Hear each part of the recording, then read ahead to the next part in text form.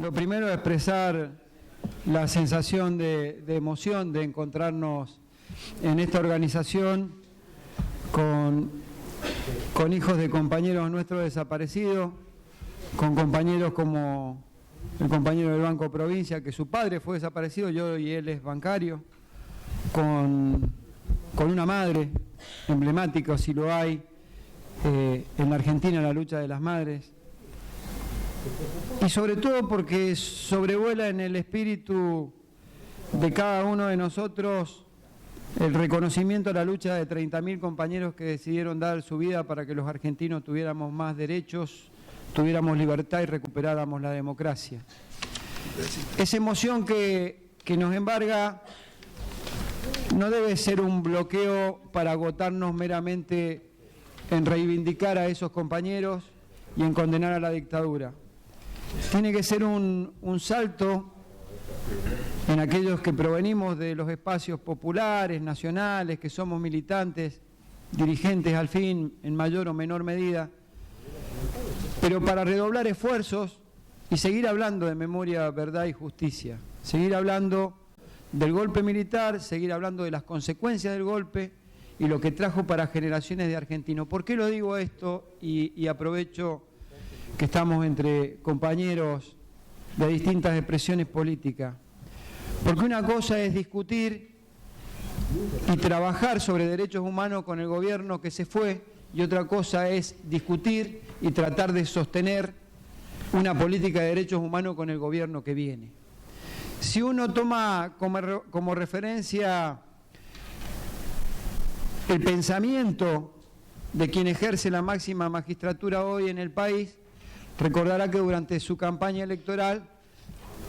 él decía que iba a terminar con el curro de la política de derechos humanos. Esa fue la terminología que él usó. Y consecuente con su pensamiento ideológico y con sus mandantes que pretenden que el tema de derechos humanos sea olvidado en la Argentina, su primer medida en materia de seguridad fue establecer un protocolo de seguridad para disuadir protestas.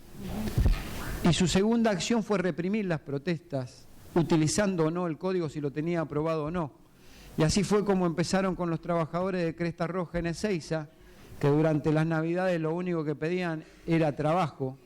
La siguieron con los chicos de la murga de la Villa 1131, tirándole a quemarropa a criaturas de 11, 12 años. Y el hecho más reciente con los maestros, o el 1 de marzo con los bancarios, porque quisimos ir al Congreso de la Nación con mucho respeto a expresar nuestra disidencia con el presidente, porque los bancarios y los trabajadores protestamos con respeto y pacíficamente. Lo que no toleraron, quizá a partir de su intolerancia, precisamente por su formación ideológica, es que en su primer discurso presidencial hubiéramos más trabajadores que protestábamos que gente que lo había ido a aplaudir porque era su primer mensaje presidencial. Entonces hay una consecución de hechos que indica que vamos hacia un camino de despolitización que no significa partidización, porque hay que politizar el tema de derechos humanos para que se instale políticamente en la sociedad, y vamos a un camino de despolitización como en muchas cosas pretende este pensamiento del neoliberalismo que hoy impera como conducción política en la Argentina. Creo que los que, como decía, venimos de distintas vertientes políticas, pero con un ideario de lo nacional y popular, tenemos una inmensa tarea, que es que en estos tiempos donde se va a obstruir la discusión sobre memoria, verdad y justicia, realzarla y en cada foro y en cada oportunidad que tengamos, poder expresarlo a nosotros para seguir manteniendo viva esa llama que nos encendieron 30.000 compañeros que hoy no están. Y no solo lo tenemos que hacer por la historia, no solo lo tenemos que hacer por los 30.000 compañeros, no solo lo tenemos que hacer por la lucha de esas madres que lograron visualizar el conflicto justamente en la dictadura más sangrienta de la Argentina y a partir de un pedido en paz que le hacían a todo el mundo de aparición con vida de los desaparecidos. Lo tenemos que hacer por eso y lo tenemos que hacer por el futuro. Lo tenemos que hacer por nuestros hijos y por las generaciones que vengan, para que interpreten y conozcan que en esta República Argentina hubieron compañeros que decidieron dar su vida, como dije al principio, para que tuviéramos democracia, libertad y más derechos. Porque si no, la sostenemos nosotros, los militantes, esa llama se termina apagando. Y la van a pretender apagar a fuerza de manguera de bombero, precisamente los del pensamiento neoliberal que quieren que la Argentina y el mundo no discuta política. Cuando los pueblos discuten política, tienen iniciativa para ir por más y establecer en un equilibrio de poder las sociedades versus el capital. Y esto es lo que se está buscando, que haya un relato único y que sea el capital. Yo ayer lo decía en el cierre que tuvimos en nuestro plenario de secretarios generales. Para aquellos que lo hayan leído a Lacan o que hayan seguido a Ernesto Laclau como pensador, saben que en psicología política se habla del significante vacío. Y decididamente este gobierno ha encaminado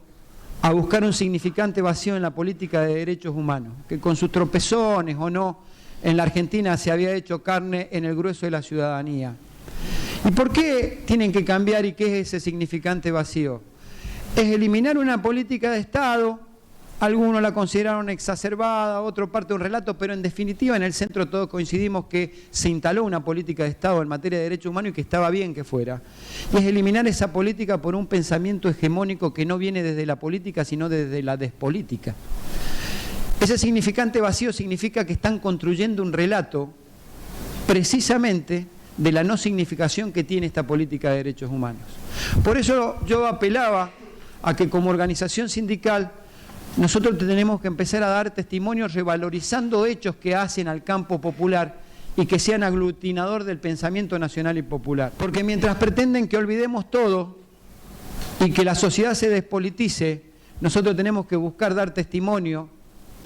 para terminar con ese relato. A mí como argentino militante y como tipo con sentido común, me molesta sobremanera ver a un presidente que baile en el balcón donde habló Eva Perón o donde habló el general Perón o donde Alfonsín dio su discurso de advenimiento de la democracia en el 83. También ver que un perro que se llame Valcárcel lo sienten en el sillón de Bernardino Rivadavia, primer presidente de la Argentina, me jode bastante. Por eso nosotros tenemos que recrear el pensamiento popular, porque eso no es una cuestión aislada del presidente ni una soncera, es parte de una estrategia comunicacional que apunta a vaciar de contenido el símbolo que significa ser presidente de todos los argentinos en una democracia, el símbolo que significa hablarle al pueblo desde un balcón, como hablaron los líderes que mencioné anteriormente. Por eso nosotros tenemos que aglutinarnos en hechos que nos junten a los argentinos. Por eso la bancaria convoca a todos los militantes el 24 de marzo a conmemorar marchando para recordar con memoria, verdad y justicia que en la Argentina nunca más tiene que volver a haber un proceso militar. Por eso el 31 de marzo,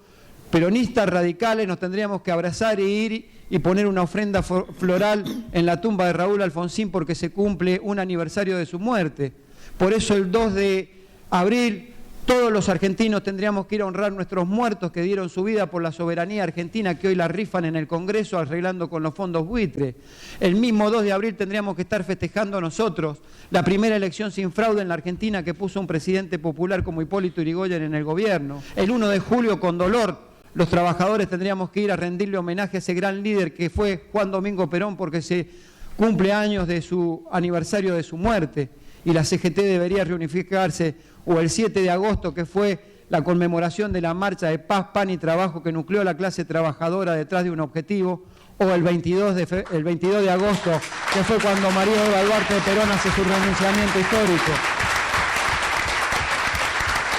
Porque tenemos que defender la ideología, independientemente del pensamiento político que tengamos. El triunfo de Macri en la República Argentina le puso un certificado de defunción prácticamente al bipartidismo que venía en agonía en la Argentina y estableció un nuevo paradigma. Macri es el paradigma de la no política, ganándonos a los militantes populares una elección política. Entonces, en ese estado y en ese cuadro de situación, nosotros tenemos que recuperar el valor por lo que dieron su vida esos 30.000 compañeros. Tenemos que recuperar el valor de la doctrina de los partidos de los que provenimos, los que venimos del campo popular, y buscar cuestiones que nos aglutinen para que ese bipartidismo entre dos partidos populares que existía en la Argentina se transforme en un bifrentismo, y de un lado quedemos los que pensamos con un pensamiento popular y del otro lado claramente quede establecido quienes buscan una Argentina para muy pocos, una Argentina donde quepan muy poquitos argentinos y en donde el capital y en donde esa imposición que nos intentan hacer de poder sea la que prime. Nosotros todavía tenemos la capacidad de rebelarnos. ¿Y saben por qué? Porque, y siempre va a haber un dirigente cuando hay capacidad de rebelarse. Cuando tenemos la capacidad de rebelarnos ante la injusticia, siempre va a haber un dirigente en potencia que esté dispuesto a llevar las banderas que llevaron esos 30.000 compañeros que hoy no están y que llevaron tan honrosamente hasta el día de hoy estas madres que hoy están presentes como abuelas, o como ayer estuvo la otra línea de madres también en una acampe que hicimos. Yo simplemente decirle y agradecerle a todos los compañeros que en jornadas de protesta largas como estamos llevando con el acampe que reivindico no solo en la figura de los compañeros de Santiago que están aquí presentes, sino en toda la militancia de la seccional Buenos Aires, que come, duerme, desayuna y a veces traen sus hijos al acampe para tener más tiempo para estar con sus hijos como los fines de semana. Es una expresión de resistencia ante políticas de vaciamiento de los contenidos que decía recién ideológicos. Hoy cumplimos un mes de ese acampe y lo que parece la ignominia de quienes gobiernan tratando de ignorar el problema será cada día que pase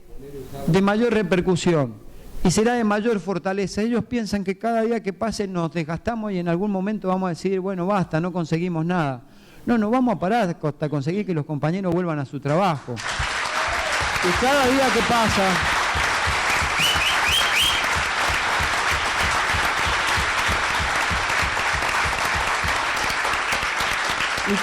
que pasa, servirá para fortalecernos más, servirá para mirar, como digo, por ejemplo, a Aida, que hoy nos acompaña, y ver en esa mirada y en su experiencia y en lo que nos cuenta, y seguramente nos va a contar, que como dicen las madres, la única lucha que se pierde es la que se abandona, y nosotros no estamos dispuestos a abandonar a nuestros compañeros de Santiago, y mucho menos la lucha para dejarles espacio a quienes vienen a gobernarnos tratando de despolitizarnos. Y quiero agradecer a quienes van a disertar hoy día, son todos compañeras y compañeras también, que nos van a ayudar a pensar y a reflexionar en las proximidades de esta conmemoración de Memoria, Verdad y Justicia del día 24. Y quiero realzar también, para concluir, el trabajo que lleva a cabo nuestra Secretaría de Derechos Humanos, que en lo nacional lo lleva Claudia y Eduardo, porque realmente es un trabajo impecable. Cualquiera hubiera podido creer que cuando nosotros propiciábamos una reforma en el Estatuto de la Asociación Bancaria para crear una Secretaría de Derechos Humanos era para ocupar un cargo más y repartirnos una cuota de poder entre los dirigentes. Y creo que ellos han dado sobrada muestra que la intención fue siempre tener una política de desarrollo en materia de derechos humanos desde el sindicato, que si bien tuvo políticas en esta materia, nunca hubo una estructura institucional dentro de la organización que cobijara ese pensamiento y diera un desarrollo armónico en todo el país como se está dando, porque las 53 seccionales tienen funcionando su Secretaría de Derechos Humanos. Ese trabajo arduo que hace Claudia y su equipo de gente y Eduardo, y aprovecho para agradecerle a los compañeros de Banco Nación, que está la compañera Navarro. Bueno, pero yo no estás más en el banco, pero seguís estando en el pensamiento de los compañeros del Banco Provincia. Fíjense que la compañera que nos despiden, una de las compañeras que nos despiden en el Banco Central, es Celeste, que estaba a cargo de la Subgerencia de Derechos Humanos. Es decir, esos compañeros que hemos decidido transitar un camino juntos, es el ejemplo de lo que buscábamos con esta Secretaría que tan bien llevan adelante los compañeros y que nos ha permitido, apelando a los archivos de los compañeros del Provincia, del Nación, de la propia Secretaría de Derechos Humanos, poder recrear en esta casa, que como decía Andrés en su entrada, tiene esa conmemoración de lo que fue el golpe militar y de nuestros compañeros, haber podido restablecer cuántos compañeros desaparecidos teníamos. Quiero agradecerte también porque está la compañera del Banco Nación, que fue la primera nieta recuperada, así que pido un fuerte aplauso para ella también, que no la había registrado al principio. Y pedirte, Aida, nosotros gracias a ese trabajo, era bancaria del Banco de Italia, del viejo Banco de Italia, y Claro, y la incorporamos dentro de las plaquetas que tenemos recordando a todos nuestros compañeros. Después de un video que vamos a pasar, yo te pediría si me haces el honor de acompañarme a descubrir la placa con el nombre de tu hijo. Y esta es una cosa mayor.